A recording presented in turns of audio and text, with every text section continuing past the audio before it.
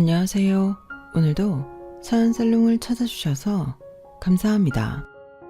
저는 서울에 살고 있는 30대 직장인 여성입니다. 제가 이곳에 문을 두드리게 된 이유는 저도 제 파혼 이야기를 해보고 싶어서인데요. 본격적으로 상견례를 하고 결혼 준비를 시작한 건 아니었지만 결혼을 약속했던 건 사실이었기 때문에 편의상 파혼 이야기라 부르려고 해요. 저는 결혼식도 올리기도 전에 감사하게도 며느리 체험을 제대로 하게 되어 뒤도 돌아보지 않고 도망친 케이스인데, 이런 경우가 저 말고도 또 있을지 궁금한 마음에 공개적으로 제 이야기를 해보려 합니다. 솔직히 결혼 전이면 아직 정식 식구도 아니고 이왕이면 좋은 모습만 보여주고 싶어 하는 게 보통이잖아요. 그래서 결혼 전에 소가 시집을 왔다는 소리를 들은 적이 있어도 저처럼 식도 올리기 전에 며느리 체험시키는 집구석은 생소하기만 했는데, 그 집구석 사람들이 죄다 솔직해도 너무 솔직해서 저는 바로 이건 아니다 과감하게 유턴했어요.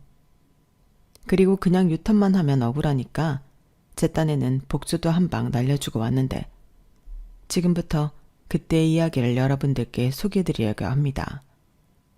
일단 파혼 이야기를 하려면 남편이 될 뻔했던 그 남자와의 연애 이야기부터 해야 할 것 같은데, 그 남자로 말할 것 같으면 그야말로 내놓으라 하는 사대문 대학을 나와 방송국을 다니던 썩 조건이 괜찮은 남자였어요. 그래서 저도 저지만 저희 집에서 남자친구를 사윗감으로 너무 좋아하셨는데요. 저도 많이 차이 나는 스펙은 아니었는데 저희 부모님은 남자친구를 저에게 과분한 상대로 생각했어요. 이런 말 조금 부끄러운데 저희 부모님이 간판을 많이 따지시는 분이시거든요. 그러니 저는 어릴 때부터 종종 사람은 척으로 타이틀이 중요해. 그래야 무시도 안 당하고 남들보다 나은 인생을 살 수 있는 거야. 라는 소리를 귀에 딱지가 앉을 정도로 듣고 자랐는데, 이건 저만 그런 게 아니라 저희 언니도 마찬가지였죠. 하지만 자식이라고 해서 다 같은 자식은 아닌 게, 부모님 말이면 순종적으로 듣던 언니와는 다르게 저는 부모님이 무슨 말을 하던 제 마음대로 하는 그런 자식이었어요. 하지만 그래도 가정교육이라는 게 저 같은 애한테도 영향을 끼치긴 했는지 사대문까지는 아니어도 저도 나름 이름 있는 대학에 들어가 전문직 일을 하며 나름 이른 나이에 자리를 잘 잡았는데, 저희 언니는 엄마의 입김이 세게 들어가 엄마의 대리만족의 도구로 살았어요.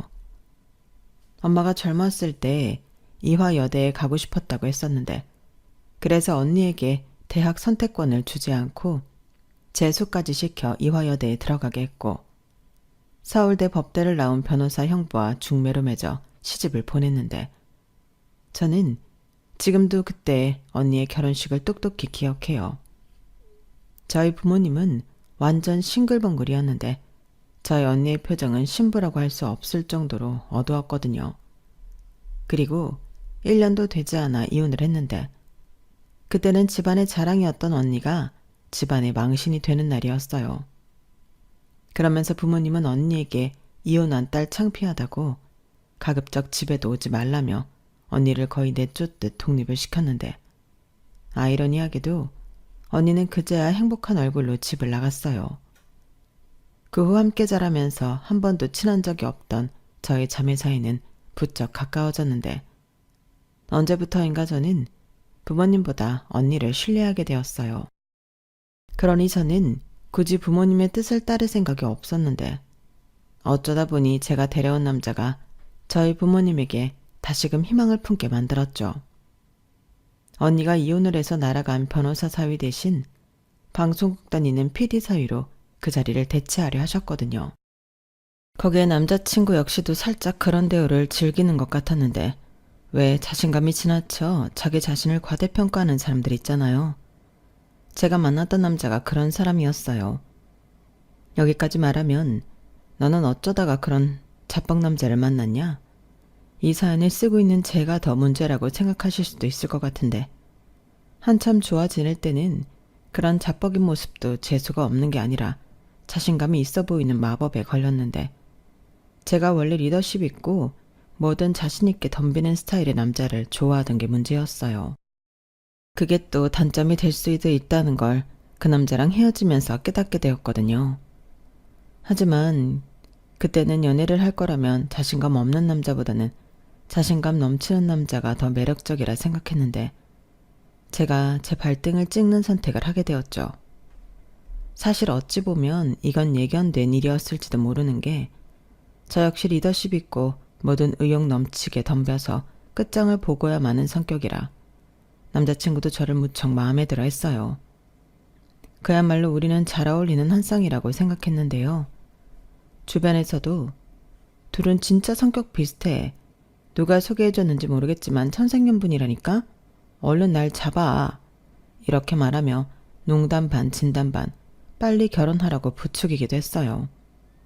그리고 저 역시도 다른 남자들은 저 같은 여자가 드세고 버겁다고 한 반면 남자친구는 잘한다 잘한다 해주니 좋기만 했는데 그때부터 저도 남자친구를 결혼 상대로 염두에 두고 있긴 했어요. 그리고 저희 부모님도 언니가 이혼했기 때문에 하루라도 빨리 저를 시집 보내고 싶어 하셨는데 당신들 마음에 드는 남자를 만나고 있으니 아깝게 시간 끌지 말고 빨리 상견례 날짜를 잡으라며 성화를 부리셨어요. 그런데요, 그거 아세요? 옆에서 자꾸 하라고 재촉하면 하기 싫은 거요.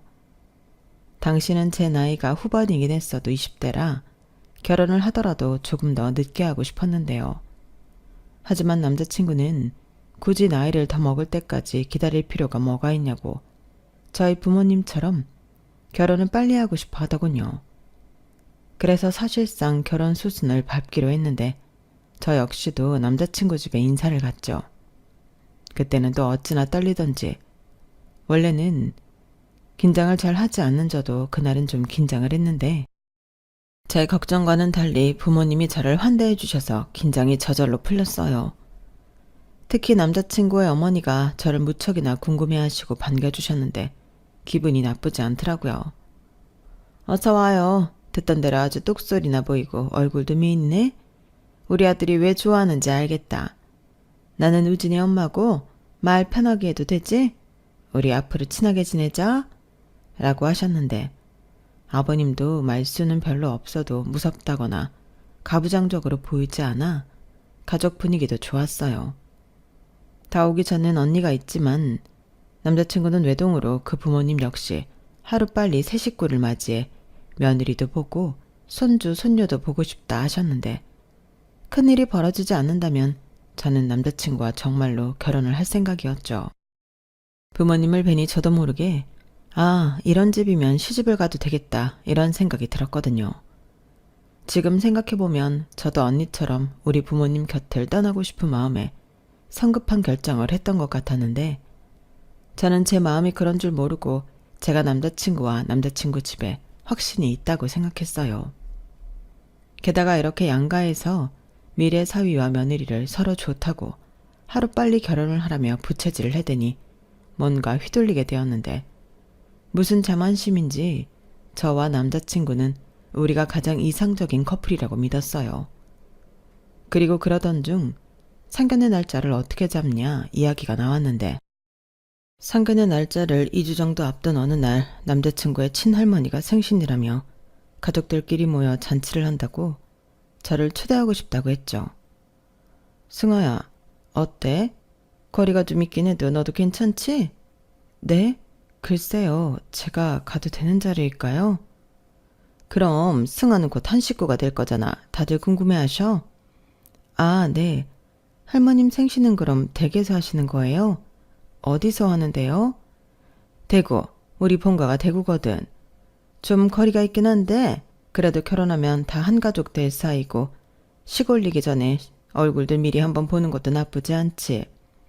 오히려 식전에 내려와 인사까지 하니 얼마나 너를 좋게 보시겠니? 우리 우진이가 귀한 손이라서 할머니가 손주 며느리 엄청 궁금해하셔. 정말요? 근데 그러다 저 마음에 안 드신다고 하면 그땐 어떻게 해요?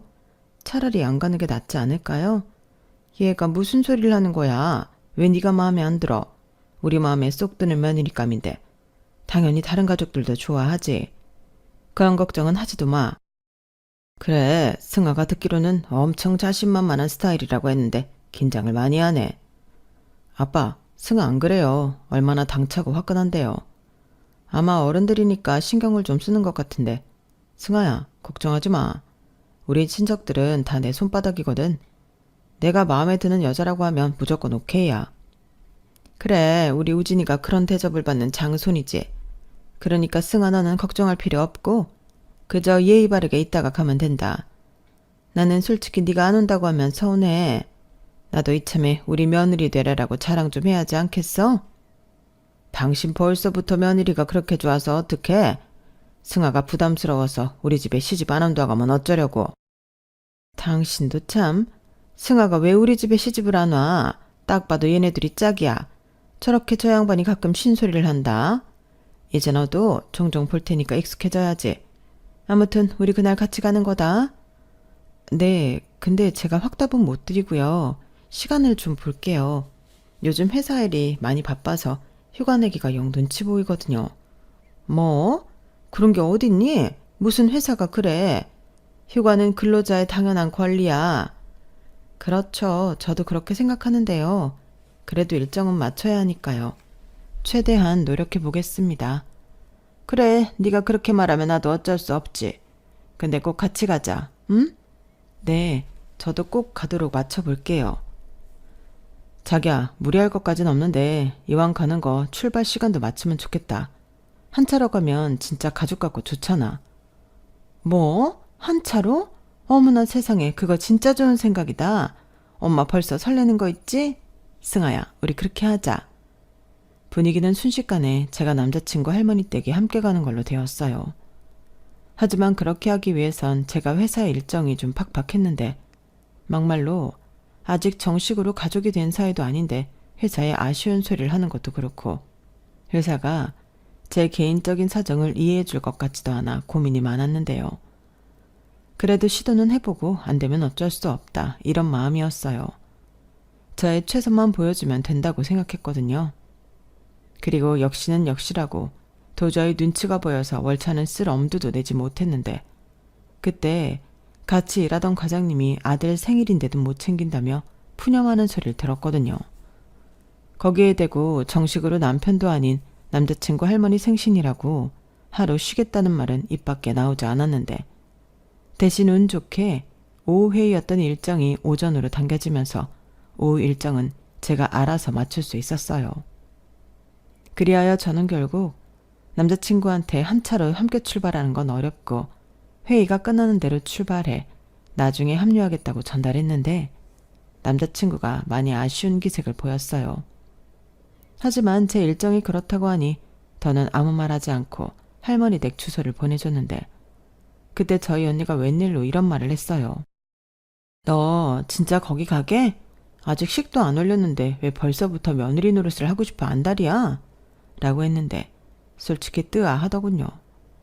저는 초래를 바라 참석하는 거지 결코 며느리 노릇을 하러 가는 게 아니었으니까요. 그래서 따지듯 언니에게 말했는데요. 무슨 말이야. 내가 언제 며느리 노릇하라고 한대? 왜 언니는 갑자기 시비를 걸어? 왜? 이젠 내가 시집을 갈 것 같으니까 싫은 거야? 언니 이혼해서? 얘 좀 봐. 나는 결혼보다 더 잘한 게 이혼이라고 생각하는 사람이야. 내가 왜 너 결혼하는데 시비를 거니? 다만 경험자로서 거긴 안 갔으면 해서 그래. 너 거기 가봤자 네 편 들어주는 사람 있을 것 같아? 편? 그야 남자친구도 있고 부모님도. 퍽이나. 거기는 말이야. 앞으로 우리 집 며느리 될 애라고 너 소개시키는 자리야. 그니까 자기 식구들 앞에서 얘가 이제부터 우리 집 허드렛 일 전부 할 막내 일손이라고 낙인 찍는 자리라고. 말도 안 돼. 내가 무슨 일손이야. 언니 너 좀 꼬인 거 아니냐? 난 손님으로 초대받았어. 과연 진짜 그럴까? 그 자리에 널 손님으로 여기는 사람이 누가 있을까? 아, 아니다. 내가 백날 얘기하는 것보다 가서 경험하는 게 더 빠르지. 대신 가서 똑똑히 보고 와. 어떻게 보면 기회일 수 있다. 이 결혼을 해도 될지 하면 안 될지 가족 분위기 잘 살펴보고 오라고. 저는 언니의 말에 찝찝하기도 하고 기분이 살짝 쿵 나빴어요. 아무리 그래도 설마 그러겠나. 그런 생각을 했더랬죠. 그런데 먼저 시집간 회사 선배 언니도 가능한 시댁이랑 시댁 식구들은 멀리 두고 지내는 게 좋아.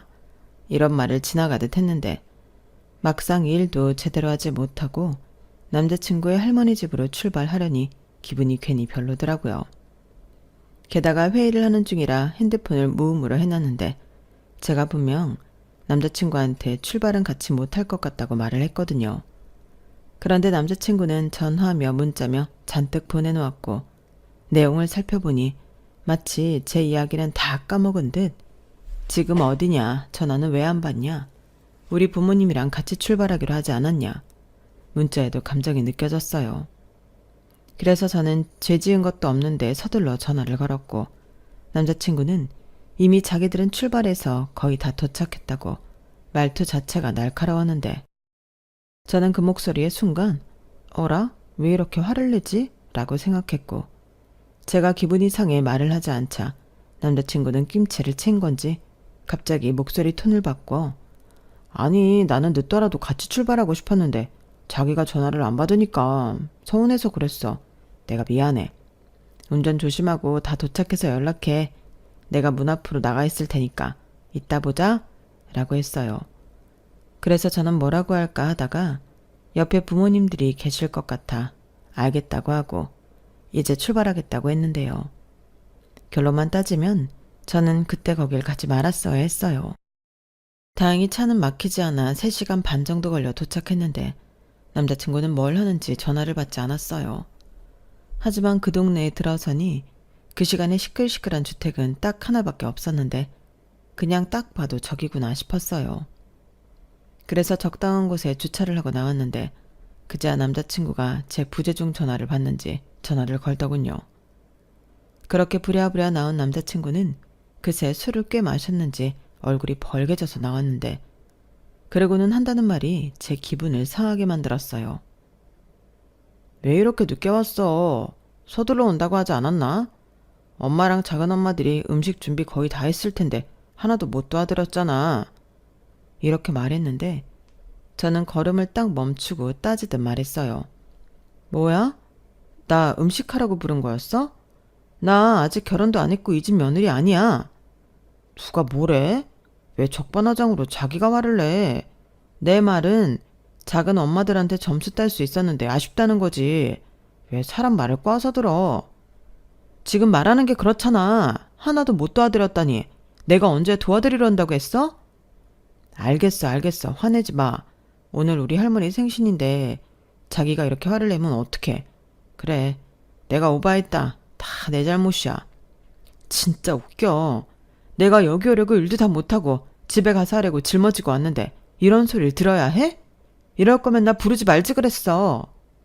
왜 그래? 내가 잘못했다니까. 나는 다만 이왕이면 식구들이랑 더 빨리 친해졌으면 좋겠다는 거였지. 정말이야. 화 풀어.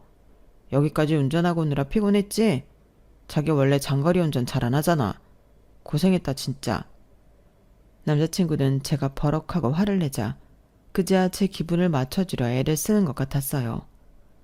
그리고 저도 여기까지 왔는데 그냥 돌아갈 수는 없어서 남자친구한테 조심하라고 일러두고 그 집 안으로 들어갔는데요. 제 눈앞에 펼쳐진 남의 집 잔치는 참 요상하고 낯설었어요. 일단 남자들로 구성된 어른들은 전부 얼큰하게 취해서 화투판을 벌이고 있었고 주방에는 남자친구의 어머니를 포함해 3분의 비슷한 또래의 작은 어머니들이 땀을 삐질삐질 흘리며 음식 만들기 바쁘셨는데 할머니는 소파에서 이런 식구들을 흐뭇하게 보고 계셨어요. 그리고 저를 발견한 남자친구 어머니는 쪼르르 달려와 어서 와라. 오느라 힘들었지? 그래도 좀 빨리 오지. 얼른 들어와서 인사드리고 일 좀 거들어라. 이렇게 말씀하셨는데 남자친구 어머니도 남자친구처럼 제가 당신 일을 도우러 왔다 생각하시는 것 같았어요. 그리고 제 의사와 상관없이 소주 이름이 적힌 앞치마가 입혀졌는데 둘째 저도 주방에서 일을 하게 되었어요. 시금치 같은 걸 다듬으라고 하셨는데 난생 처음 하는 거라 뭘 어떻게 하는 건지 몰라 시금치를 댕강댕강 잘라버렸죠. 그러자 그걸 본 작은 어머니 한 분이 경악을 금하지 못했는데 남자친구 어머니가 달려와 저한테서 칼과 시금치 같은 쟁반을 뺏어가셨어요. 그리고는 이번에는 잡채에 넣을 채소를 채 썰라고 하셨는데 저는 썬다고 썰었지만 감자튀김 같은 굵기가 최선이었어요. 그러니 이래저래 저는 주방에서 퇴출당했고 남자친구 어머니는 너는 그냥 여기 가만히 있어. 그리고 이따 상 차릴 때 음식 나르는 거나 돕고 설거지는 할 줄 알지? 너 폭이랑 다르게 영 일하는 게 글렀다? 어머 웬일이니? 라고 하시며 인상을 팍 쓰셨는데 진짜 거실에서 저 혼자 꽂아 놓은 보리짝 같아 어쩔 줄 몰랐어요. 저한테 아무도 관심도 없고 심지어 남자친구도 화투판에 열올리느라 저한테는 시선도 주지 않았는데 마음 같아서는 여기 도박한다고 신고하고 싶었다니까요. 그러다 이윽고 저녁 시간이 되어 본격적인 상차림에 들어갔고 저는 음식 나르는 담당이 되어 바빴는데 내가 왜 남의 집에 와서 팔자에도 없는 이런 짓을 하고 있나 현타가 심하게 왔어요. 그때 언니가 했던 말이 갑자기 제 머릿속을 흔들었는데요. 왜 벌써부터 며느리 노릇을 하러 거기까지 갔냐는 그 말이 머릿속을 떠나지 않았어요. 나는 손님으로 왔고 절대 그럴 일 없다고 큰 소리 쳤는데 언니 말이 맞는 것 같아서 짜증이 났어요. 그리고 화투판이 끝난 그 집 남자들은 이번에는 무슨 응원단이라도 결성했는지 스포츠 채널을 틀고 축구를 보기 시작했는데요. 심지어 우리나라 선수는 한 명도 없었어요. 그런데 갑자기 축구에 빠지기 시작했고 상 차리는데 거드는 남자는 한 명도 없었는데 거기서 정신이 나가 핏대까지 세우며 소리치고 있는 남자친구를 보니 정신이 번쩍 들었어요. 저게 내 남편이 될 놈이라고 생각하니까 갑자기 이 집 구석이 두려워지기 시작했는데요. 심지어 이 남자들의 축구 응원은 보고만 있어도 짜증을 유발했어요. 분명 할머니 생신잔치라고 했는데 TV 보느라 정신이 팔려서 정작 할머니는 뒷전이더라고요. 거기에 이 집 며느리들은 무슨 일복이 그렇게 터졌는지 음식을 다 만들고도 일거리가 줄지 않았는데 빨래부터 다른 청소까지 엉덩이 붙일 새가 없어 보였어요. 그리고 가만히 보니 소파에 앉아 계시던 할머니도 문제였는데 당신 아들 손자는 그저 흐뭇하게 보시면서 며느리들에겐 연신 뭘 자꾸 시키셨는데 그냥 제 눈에는 오늘 나를 잡으신 것 같아 보였어요. 그러니 이런 집에 손주 며느리로 들어온다면 내년엔 저도 저 할머니의 지시를 받고 무언가 하고 있을 것 같아 아찔했는데 그러던 가운데 본격적인 식사가 시작되었죠. 그런데요. 밥상에도 레벨이 있었어요. 그리고 가만 보니 주방에 여자들 상은 따로 있었는데 그 많은 음식들은 다 어디로 가고 밥상이 초라한 거 있죠. 저는 제가 이를 거들지 못했기 때문에 양심상 왜 밥이 이 모양이냐, 다른 맛있는 반찬들은 왜 다른 상에만 있냐 이런 말을 하지 못했는데 저는 그냥 밥을 먹는 둥 마는 둥 했어요. 이미 입맛을 버렸기 때문에 별로 먹고 싶은 마음도 없었거든요. 그리고 한 작은 어머님이 앓는 소리를 하기 시작하더니 저더러 설거지랑 주방 정리는 새 식구가 할 수 있지? 우리도 좀 쉬자. 원래 막내가 제일 허드렛 일하는 거야. 곧 시집 온다며? 그럼 식구나 마찬가지지. 형님, 며느리 좀 부려먹어도 되죠? 라고 하시는데 그 얼굴이 전혀 농담 같지 않았어요. 게다가 그 소리를 들은 남자친구 어머님은 그래, 우리 승아가 또 음식은 못해도 설거지는 잘하지? 아니다, 승아야, 과일 좀 깎아볼래? 우리 예비 며느리 과일 깎는 솜씨 좀 보자. 냉장고 열면 사과랑 이것저것 있어. 이렇게 말하셨는데 며칠 전에 봤던 같은 사람이 아닌 것 같았죠. 그리고 이윽고 보는 눈이 많은 가운데 저는 과일을 깎게 되었는데요. 이미 채소 썰 때 뽀록이 났던 제 솜씨는 그때도 여지없이 그들을 놀라게 했어요. 과일은 껍질을 얇게 깎아야 한다는 건 알고 있었지만 그렇게 되지 않았거든요. 저 딴에는 그래도 적당히 깎았다고 나름 만족했는데 그들의 얼굴은 전혀 그렇지 않았어요. 그러니 남은 과일이라도 지켜야 한다는 듯 저는 또 칼과 과일을 모두 뺏겼는데 그때 여태 아무 말씀 없으셨던 작은 어머님이 그러셨는데요. 가만 보니까 일부러 그러는 거네. 형님 며느리 보통이 아니야. 자기 아무것도 할 줄 모른다고 미래부터 선수 치는 게. 이야. 형님 며느리 부려먹지도 못하고 모시고 살겠다. 며느리 본다고 그렇게 좋아하시더니 텄네 텄어. 이렇게 말하면서 뭐가 그렇게 웃기신지 혼자 깔깔거리며 웃으셨어요. 그러자 다른 작은 어머니들도 따라 웃었는데 남자친구 어머니만 얼굴이 울그락불그락 하셨는데요. 제가 뭐 설마 일부러 그랬겠나요? 평상시 하지 않았던 것들이라 못했던 건데 남자친구 어머니는 제가 당신 물을 먹였다는 듯 저를 보는 표정이 좋지 않으셨어요. 저는 그때 분명히 알았죠. 저는 절대 손님으로 초대를 받은 게 아니라는 것을요. 그리고 일부러 저를 데려와 제가 일 잘하는 모습을 보여주며 자랑을 하고 다른 친척들이 그걸 보고 부러워하는 그림을 그리신 듯 했는데 당신 생각이랑 정반대의 상황만 펼쳐졌으니 그 원망이 저에게로 향했던 거였죠. 그리고 그제야 축구가 끝났는지 거실로 모여 다시 술판을 벌이던 남자들은 도무지 집에 갈 생각이 없어 보였는데 그러다 남자친구와 제가 눈이 딱 마주쳤어요. 저는 그 기회를 놓치고 싶지 않아 눈으로 욕을 하듯 당장 집에 가겠다는 신호를 보냈는데 용케 그걸 알아차렸는지 남자친구가 부모님에게 슬슬 올라가야 하지 않냐며 분위기를 잡았는데요. 거기에도 이유가 있었답니다. 남자친구 차가 대구에 내려오면서 무슨 이유인지는 모르겠지만 퍼진 거예요. 그래서 서비스를 불러 차를 견인해 갔다고 했는데 그러니 서울 집으로 돌아갈 차가 제 차밖에 없었던 거였어요. 다른 식구들은 부산, 울산, 포항 등등 그 근방의 지역에 살고 있었기 때문에 그 차를 얻어 탈 수도 없었거든요. 그리하여 졸지에 저는 운전기사 노릇까지 하게 되었는데 술 냄새를 풀풀 풍기며 남자친구가 이렇게 말했어요. 자기 운전할 때 졸리면 안 되니까 내가 옆에서 말벗 해줄게 라고 했는데 정말이지 이 결혼은 하면 안 되겠다. 도장 꽝꽝꽝 찍어버렸죠. 남자친구가 술을 좋아하는 건 익히 잘 알고 있었지만 제가 있는데도 이렇게 저를 배려하지 않을 줄은 몰랐거든요.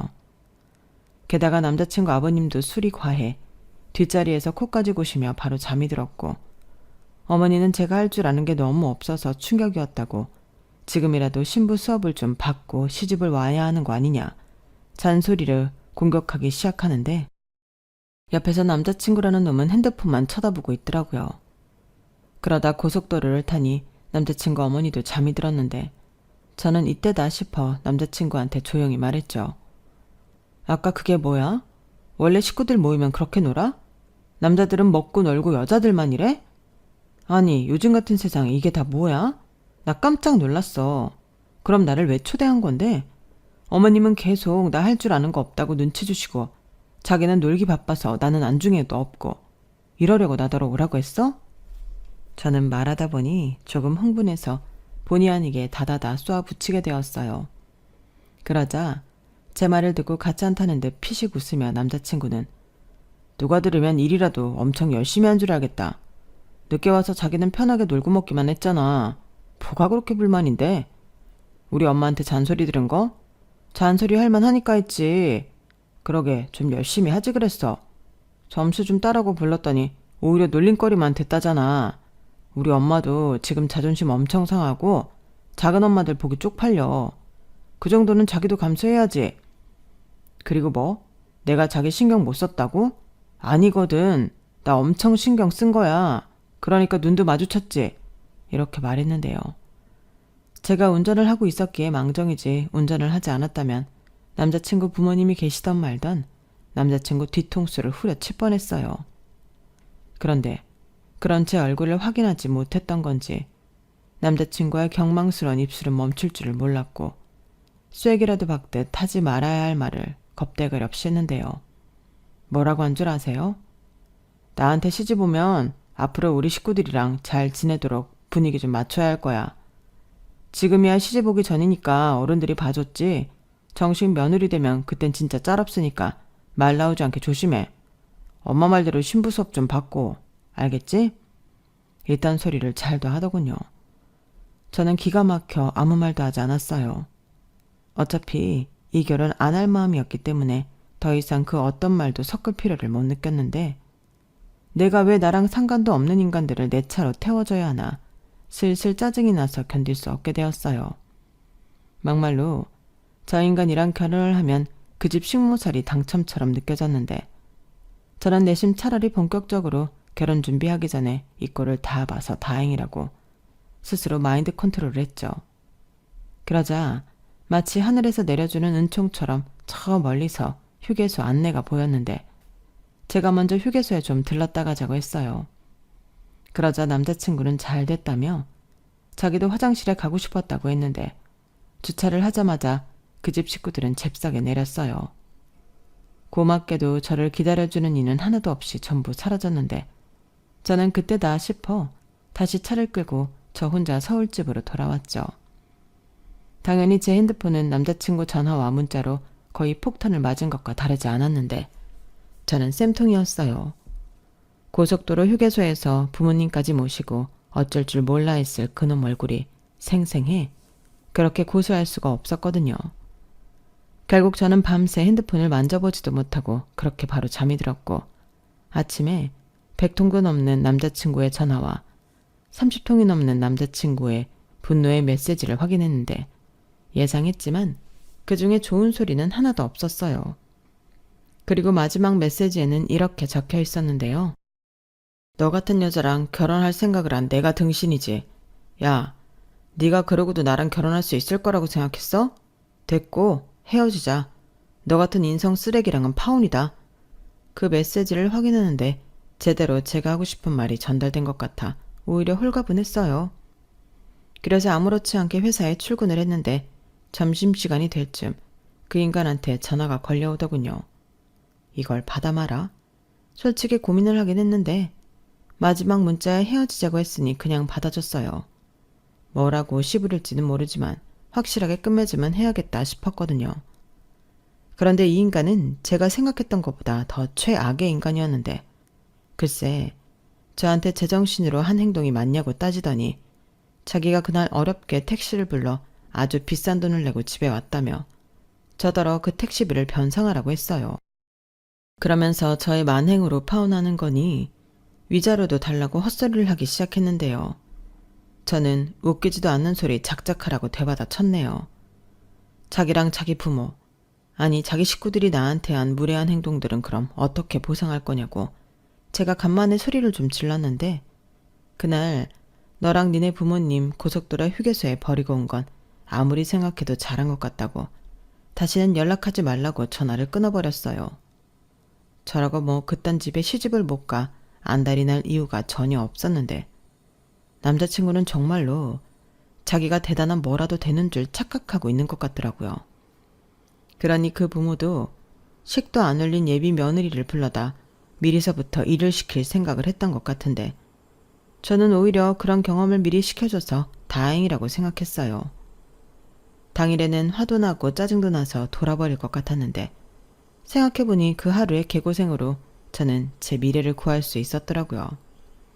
그래서 저는 가능한 저와 그 남자를 아는 모든 이에게 이 사실을 널리 퍼뜨렸는데 자기 체면을 굉장히 중요하게 생각하는 사람이라 그런지 저더러 그만 좀 하라고 연락이 왔는데 황당하게도 저는 화를 낼 줄 알았던 그놈은 자기가 잘못한 게 맞다며 저더러 자기한테 기회를 다시 한번 달라고 하는 게 아니겠어요? 그때는 어찌나 소름이 돋던지 등골이 오싹했는데요. 당연히 질색을 하며 싫다고 했어요. 말로는 진짜인지 가짜인지 모르지만 자기 부모님도 저에게 미안해하고 있다며 사과하고 싶어 한다고 했는데 그것도 필요 없다고 했죠. 어차피 다시 엮일 사이도 아닌 게 그런 게 필요하냐고요. 그러자 그놈은 지금까지 자기랑 만나 연애했던 시간이 아깝지 않냐며 우리 부모님이 자기를 얼마나 좋아하는지 생각해보라고 했는데 저는 그럼에도 불구하고 너랑 결혼하기 싫다고 딱 부러지게 말했어요. 우리 부모님이 좋아하면 뭐하나요? 제가 좋아야죠.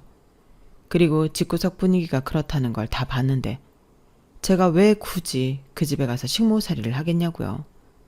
그래서 저는 오히려 결혼을 멈출 수 있게 해줘서 그놈에게 고맙다고 했어요. 우리 부모님은 내가 알아서 얘기할 테니 다시는 연락하지 말라고 했는데 그제야 그놈은 저에게 매달리기 시작했어요. 뭐 말로는 제가 원하면 자기는 자기 식구들이랑 안 보고 살 수 있다고 헛소리를 했는데 진짜 어이가 없었어요. 그날 식구들 사이에서 가장 즐거웠던 인간이 자기면서 어떻게 그런 쉰소리를 할 수 있는지 저는 됐다고 재차 거절했고 서로 원하는 다른 짝 찾아보자며 전화를 끊어버렸는데요. 그 후에도 그놈은 끈질기게 저를 붙잡으려 애를 썼지만 소용이 없었어요. 제가 마음이 이미 식어버렸는데 가능성이 없었죠. 그리고 다른 사람으로 하여금 그놈이 그렇게 저에게 집착한 이유에 대해 건너듣게 되었던 저는 다시금 그 망할 놈의 인성에 혀를 내둘렀는데 저희 집이 그 인간 집보다 형편이 좀 나았거든요. 게다가 자기를 마음에 들어했던 저희 부모님이 결혼하면 신혼집은 우리가 장만해주겠노라 했던 말이 있었는데 저는 그게 정식으로 한 말도 아니었고 까먹고 있던 반면 그놈은 그걸 아주 약속이라도 받아놓은 듯 기억하고 있었어요. 그래서 저랑 헤어지면 집도 날아간다고 그렇게 저에게 매달렸던 건데 그 얘기까지 들으니 그놈이랑 결혼까지 가지 않고 헤어진 게 너무 다행인 거 있죠. 비록 그놈이랑 연애한다고 허비한 시간은 돌이킬 수 없으니 어쩔 수 없지만 저는 그만하면 선방했다고 생각했어요. 그것도 모르고 저 인간이랑 결혼했다고 생각하면 제 미래가 너무 아찔하니까요. 그러니 그날 그놈의 할머니 생신으로 초대받은 건 조상신이 도와준 거라 믿기도 했는데요. 제가 남자친구와 헤어졌다는 사실을 알게 된 저희 부모님은 예상대로 많이 아까워하셨어요. 그래서 언니 때와 마찬가지로 저와도 대판 싸웠는데 그래도 이혼도 아니고 파혼이라도 하기에도 청첩장을 찍은 게 아니라서 저와 부모님의 싸움은 그리 길진 않았어요. 하지만 그렇다고 상처가 없는 건 아니었는데 왜 우리 부모는 다른 부모처럼 그렇지 않을까 괜히 서럽더라고요. 보통의 부모라면 내 자식이 먼저일 텐데 그놈의 간판이 뭔지 나도 언니처럼 엄마 아빠와 아이 연을 끊다시피 하고 살까? 그런 생각이 들었는데 그렇잖아요. 내 자식의 행복보다 사위가 나온 대학 직장 같은 간판이나 따지는 부모라니. 저는 그제야 언니의 마음을 이해할 수 있었어요.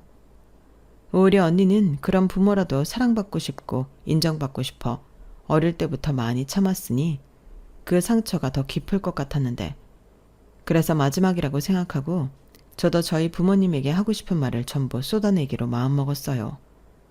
어릴 때부터 다른 아이들과 비교하고 친척들 사이에서 저와 언니가 뒤처질까 부담만 줬던 부모님의 모습만 생생하니 앞으로는 안 보고 살고 싶다는 소리까지 했는데 그제야 저희 부모님도 많이 놀라신 모양이었어요. 이렇게 되면 자식 둘한테 평생 미움이나 받고 연도 끊어질 것 같았는지 부모님이 저와 언니를 불러다 정식으로 사과를 하셨는데 들어보니 그 왜곡된 마음의 시작도 사랑이었더군요.